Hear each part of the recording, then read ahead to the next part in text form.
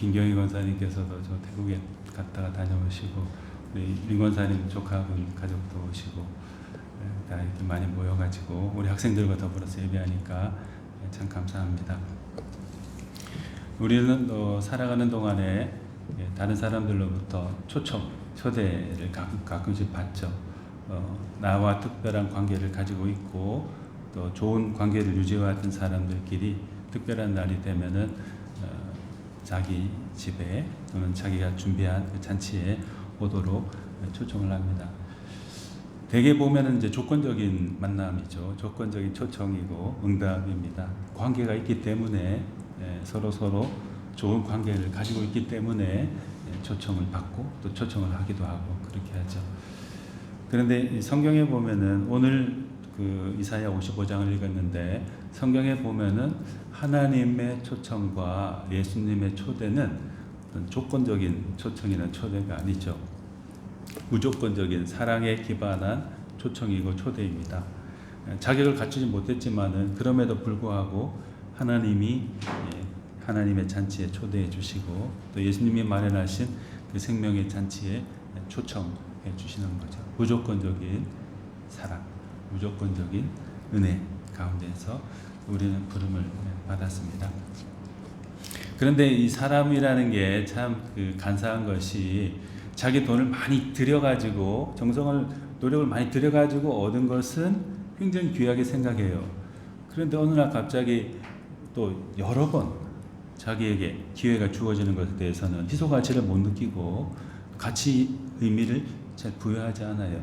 그게 정말 중요한데도 별로 중요한 것 같지 않게 그냥 대수롭지 않게 없어도 되는 것인 양 살아가고 있죠. 예를 들면은 우리가 마시는 물, 또 호흡하는 공기, 산소 이런 거 생각해 보세요. 돈 내고 물론 돈 조금씩 내고 물세도 내고 전기세도 내고 뭐 이렇게 사용하긴 하지만 거저 주어지는 거잖아요. 자연으로부터 특히 하나님으로부터 거저 주어지는 것인데 그런 것에 대한 소중함과 가치, 은혜, 감사 이런 걸 우리가 잃어버리고 사는 경우가 많습니다. 그런데 이스라엘 백성도 이 창세기부터 요한계시록에 이르기까지 가만히 보면은 너무나 망각하는 것이 커요. 하나님이 자기들 조상대로부터 자기에게 이르기까지 또 다음 세대에 이르기까지 계속 부어주시는 그 하나님의 사랑에 대해서 잘 기억하지 않아요. 자기에게 좋다라고 생각되는 것은 꼭 기억하면서도 너무나도 그것보다 더 중요한 하나님의 은혜와 사랑, 베풀어 주신 것, 베풀어 주실 것에 대한 그 기억들, 그건 별로 감사들 그런 건 별로 많이 갖지 않고 있는 것 같아요. 본문 이사야 시대 사람도 똑같았습니다. 하나님의 은혜를 많이 받고 자기의 나라를 유지하면서 살아왔고 신앙생활을 해갈 수 있었던 그 사람들인데 하나님을 다 잃어버린 거예요. 그래서 여기 본문에 보면은 오호라 너희 모든 목마른 자들아 물로 나오라 돈 없는 자도 오라 너희는 와서 사 먹되 돈 없이 값없이 와서 포도주와 젖을 사라. 하나님이 그 사람들 부르고 계세요. 자기들은 목마른지도 몰라요. 물이 지금 필요한지도 모르고 있어요. 왜냐하면은 자기가 필요하다, 소중하다 생각하는 그 세상의 물에 취해가지고 지금 잠겨 있기 때문에 정말로 생명을 주는 하나님이 주시는 그 물에 대한 생각은 없는 거예요. 떠나버린 것이죠. 그런 사람들을 보면서 하나님이 너무나 안타까우셔가지고 선지자들을 세워서 돌아오라고 물로 나오라고 계속 초청하고 계신 거죠. 여러분, 우리 이건 옛날 이스라엘 백성들에게만 주는 말씀이고 기록된 그냥 문자일 뿐이지 우리와는 상관이 없겠지 생각할 수 있는데요. 그거 아니죠. 똑같은 말이죠. 오호라 너희 모든 목마른 자들아 물로 나오라. 똑같은 거예요. 우리는 이게 진짜 필요하다라고 생각하고 목숨 걸고 돈 다 드리고 막 오만 것 정성을 다 기울여서 그것만 이렇게 얻으려고 막 노력해요. 얻기도 하죠. 그런데 그것에 집중하고 그것을 캐내고 저장하느라고 정말로 중요한 생명수 하나님 예수 그리스도를 잊어버려요. 그리고 별 관심도 없어요. 소중한 가치 부여도 안 해요. 교회고 예배고 하나님이고 성경이고 실생활에 뭐가 도움이 되는가? 혹은 또 그런 생각조차도 없이 무가치한 것으로 생각하면서 생각, 의식 밖의 것으로 치부하면서 살아가고 있는 경우도 적지 않습니다. 믿지 않는 분도 말할 것 없고, 교회를 다니며 신앙생활 하는 사람도 저를 비롯해가지고 한 주간의 삶을 돌아보면 내가 얼마큼 하나님께 집중하고 하나님의 은혜를 사모하고 하나님 앞에 오라 하신 그 하나님 앞에 나아가려고 노력했는가, 하나님이 주시는 그 생명수 그것을 가치 있게 생각했는가, 한번 되돌이켜 생각해 보면은 하나님 앞에 죄송하기 짝이 없죠. 그냥 거저주는 은혜인데 우리는 그걸 소홀히 생각하면서 살아가고 있는 거죠. 우리 그런 생활들을 한번 다시 반성하고 돌이키고 회복해 하는 것이 필요하리라고 이렇게 생각합니다.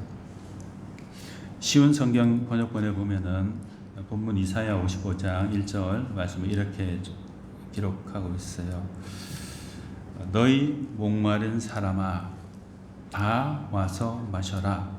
돈이 없는 사람도 와서 마셔라. 포도주와 우유를 마시되 돈 없이 값 없이 와서 마셔라. 이렇게 말씀하셨습니다. 초청하셨습니다.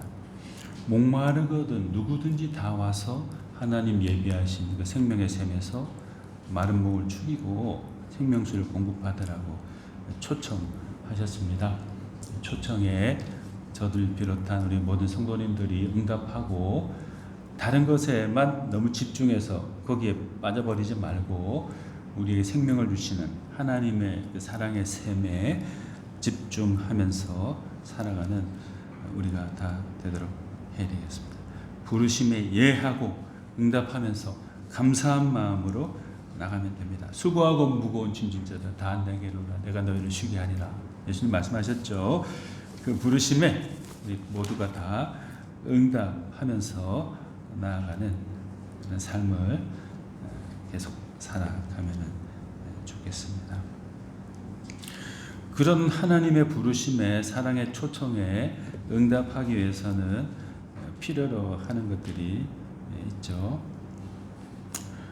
먼저는 우리의 시선이, 우리의 마음과 귀, 우리의 삶이 하나님께 온전히 집중되어 있어야 합니다.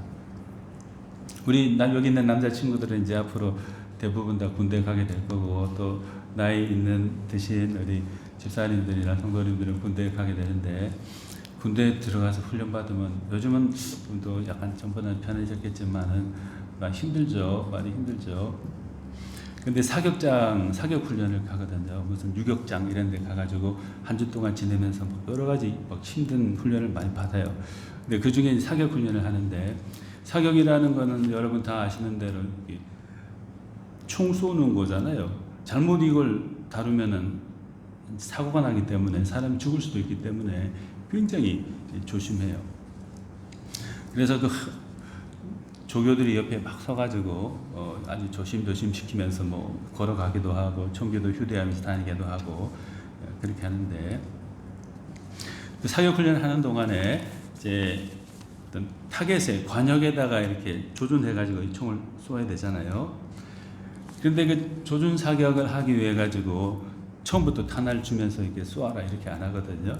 처음에는 막 이렇게 긴장을 놓치지 않도록 막 이렇게 체조도 막 하고 힘든 체조도 막 하고 그러다가 나중에는 이제 엎드려 쏘아 자세에 이렇게 엎드려 가지고 다 총을 하나씩 주니까 빈 총이죠. 총을 하나 주고 거기 총열에 총 이렇게 앞으로 나와 있는 거기에다가, 요즘은 어떤지 모르겠는데 목사님이 제가 할 때까지만 해도 거기다 바둑알 같은 걸 하나 딱 올려줘요. 바둑알 하나를 엎드려 가지고 그 위에다 바둑알을 이런 데다가 올려주는 셈이죠. 이렇게 떨거나 흔들리면 이게 바둑알이 떨어져요. 그러면은 야단 맞는 거예요. 그러면 이제 조준이 집중이 안 된다고 해가지고 막 야단 맞고, 그래가 긴장해가지고 계속 안 떨어지게 해야 된다고 막 숨도 참고 막 이렇게 막 있어요. 왜냐하면 실제 전장에 나가서 어떤 사태가 있을 때 적을 섬멸하기 위해서는 정확하게 조준해가지고 집중해서 관역을 향해서 방아쇠를 당겨야 되잖아요. 그걸 위해서 훈련하는 거죠. 미리부터 훈련하고 집중하는 훈련을 하게 되죠. 그거 못하면 또 이제 다시 보충 수업하고 가기도 하고 그러는데, 하나님을 향한 우리의 신앙 생활도 이제 마찬가지입니다. 하나님이 아무리 우리를 사랑해가지고 초청하시고 불러주셔도 우리의 관심이 다른데 쏠려 있거나 온전히 있고 다른 데만 쏠려 있거나 이것도 봤다가 하나님이 초청하시면 부르시면 잠깐 귀를 기울였다가 눈을 주목했다가 또 여기 봤다가 그러면은 산만해져 가지고 제대로 된 관역을 향해서 쏠 수가 없죠. 명중시킬 수가 없는 것이죠. 신앙생활에서 실패하는 사람이 되는 것이죠. 이사야 선지자가 본문 2절 말씀에 보면은 너희가 어찌하여 양식이 아닌 것을 위하여 은을 달아주며 배부르게 하지 못할 것을 위하여 수고하느냐. 내게 듣고 들을지어다. 그리하면 너희가 좋은 것을 먹을 것이며 너희 자신들이 기름진 것으로 즐거움을 얻으리라. 이렇게 말했습니다. 양식 아는 것을 양식인 줄로 생각하고 그것을 위해서 좋은 걸 주고 그런 어리석음을 금하지 말라는 거죠. 배부르게 하지도 못하는 것에 너의 관심을 가지고 헛수고를 하지 말라는 거죠. 대신에 내게 듣고 들을지어다. 하나님께 집중하면서 하나님의 그 생명을 주시는 말씀에 소중한 가치를 부여하고 거기에 우리 삶을 몰입하라고 이사야 시대 선지자가 말씀했습니다. 사랑하는 여러분, 우리 성도님들, 우리 학생들도 살아가는 동안에 무엇에 집중하고 있는지 우리 스스로를 한번 반성해 봐야 될 것 같아요. 주님께, 하나님께 우리의 관심을 집중하고 있는지 아니면은 너무나 산만한 많은 것들이 하나님께 집중하는 것들을 방해하고 있는지 하나님은 뒷전이고 맨 꼴찌고 내가 소중하다고 생각하는 다른 사람들이 소중하다고 생각하는 그런 것들에만 가치와 의미를 부여하고 거기만 우리 정신을 몰입하고 있는지 그걸 깊이 우리가 한번 다시 반성하고 생각해 봐야 되겠어요. 베드로와 제자들이 예수님과 더불어서 갈릴리 호수를 배를 타고 지나가고 있었어요. 근데 바람이 세차게 불고 무서움이 다가오자 베드로와 제자들이 예수님께 주목하지 못하고 그 세찬 바람과 파도에 주목하게 되자 예수님에 대한 신뢰도 잃어버리고 점점점 마치 배가 침몰해 가듯이 자기의 마음이 점점 가라앉게 되죠. 거센 바람과 파도를 바라보았을 때는 예수님을 향한 그 신뢰가 약해질 수 있어요. 그러나 아무리 거센 파도와 바람이 불더라도 거센 바람이 불더라도 그것에 집중하지 않고 예수님께 집중하면은 주님께 집중하면은 그 모든 것들을 다 이겨낼 수 있어요. 왜냐하면은 예수님이 그 배에 계신 이상 예수님 당신께서 제자들을 죽도록 놔두지 않기 때문에 그렇죠. 안전하게 예수님과 더불어서 목적지에 도달할 수 있도록 예수님이 지켜주신다고 성경에서 말씀했고 또 직접 보여주셨습니다. 무엇에 많이 집중하고 있는지 우선순위를 어디에 많이 두고 있는지 그런 것들을 우리 다시 한번 반성해보고 주님께 더욱 집중하고 우선순위를 두면서 살아가는 그런 우리가 되도록 해야 되겠습니다. 그리고 우리가 하나님의 사랑의 초청에 응답하기 위해서는 아주 적극성이 있고 능동적인 반응이 동반돼야 되죠. 하나님은 우리를 향해서 사랑의 마음을 표시하면서 예수님은 우리에 대한 사랑을 표시하면서 다가오고 계신데 우리는 너무나도 소극적으로 그냥 어쩔 수 없이 따라가야만 하는 것처럼 행동하는 그런 태도라면은 좋지 않을 겁니다. 이 본문 우리가 1절부터 7절까지 읽었는데 주요 동사를 보면 전부 다 명령형이에요. 오호라, 여기 영어 성경에는 오호라가 뭐 탄식하는 소리 같이 들리는데 컴으로 돼 있거든. 전부 다 컴. 계속 컴이에요. 오호라, 물로 나오라. 돈 없는 자도 오라. 너희는 와서 사 먹어라. 포도주와 젖을 사라. 내게 듣고 들을지어다. 귀를 기울여라. 나와서 들으라. 보라. 찾으라. 부르라. 버리고 돌아오라. 이렇게 되어 있습니다. 부드럽게 말하면 좀 청유형이고 부탁하는 거고, 좀 더 강하게 말하면 명령형으로 다 표현되어 있어요. 전부 다 그래요. 동사들이 1절, 2절, 3절, 4절, 5, 6절, 7절 여러 번 그렇게 표현되어 있습니다. 생명은 선택의 문제가 아니라고 성경은 창세기부터 계시록까지 다 말씀했어요. 선택하는 것이라기보다는 하나님으로부터 주어지는 것이고 순종해야 되는 것입니다. 절대적인 순종이 있을 때 하나님의 사랑에, 예수님의 사랑에, 초청에 응답할 때 우리가 온전한 구원을 받을 수 있고 영원한 생명에 들어갈 수 있는 것이죠.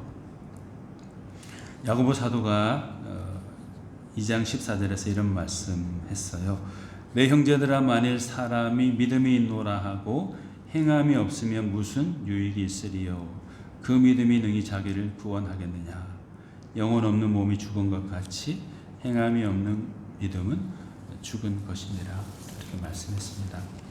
사랑하는 여러분, 주님이 우리를 향해서 사랑의 초청을 보내실 때 피동적으로 끌려가는 우리가 아니고 적극적이고 능동적으로 반응하면서 주님의 그 초청에 순종하면서 나아가는 우리가 되도록 해야 되겠습니다. 우리의 삶의 여건에 상관없이 우리를 찾아오셔서 초청하신 그 주님께 감사함으로 나아가서 순종하고 응답하고 맞아 드리는 그런 우리들로 살아가도록 해야 되겠습니다.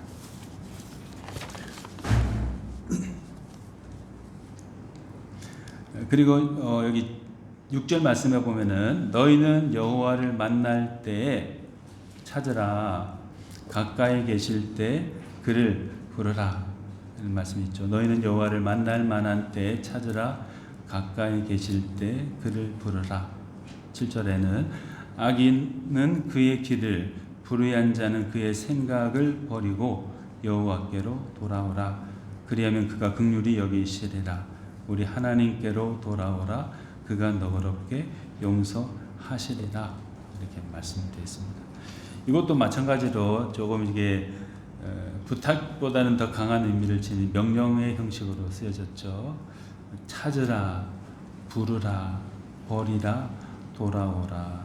이렇게 말씀했습니다. 적극적으로 우리가 반응하지 않으면은 하나님을 만나기도 힘들고 또 하나님께서 예배해 주신, 베풀어 주시는 사랑을 받아들일 수도 없게 됩니다.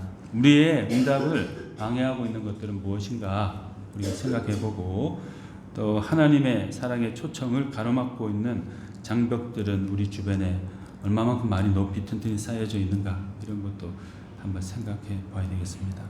실제로 우리가 신앙생활을 하지만은 자기 생활을 곰곰이 저도 잘 그렇게 하지 못하고 있지만 순간순간마다 내가 하나님 앞에서 합당하게 살아가고 있는가, 하나님을 찾고 하나님께 나아가기에 나를 가로막고 있는 그런 방해물들은 없는가 의식하고 그것을 깨뜨리면서 멀리하면서 살아가는 그런 시간들이 좀 적은 것 같아요. 그래서는 안 되죠. 하나님은 이미 마련해 두고 베풀어 주시는 그 사랑, 또 그것으로 초청해 주시는 은혜, 그것이 우리 앞에 있는데 우리의 마음이 그분께로 향하지 못하기 때문에 그걸 얻어누리지 못하면 얼마나 큰 손해예요. 여호와를 만날 만한 때 찾으라. 가까이 계실 때 그를 부르라. 이렇게 말씀하셨습니다. 우리 일상 가운데 가장 가까이 계신 그분을 생각하고 또 기념하고 찾고 우리 마음에 모셔드리고 그 말씀을 따라 순종하면서 살아나가는 그런 우리, 그래서 하나님의 사랑에 초청에 응답하여서 그것에 예비된 하나님의 은혜를 누리시는 우리 모든 성도님들 다 되시면 좋겠습니다. 우리 같이 기도하시겠습니다. 사랑이 많으신 하나님 아버지, 우리를 향한 사랑의 마음을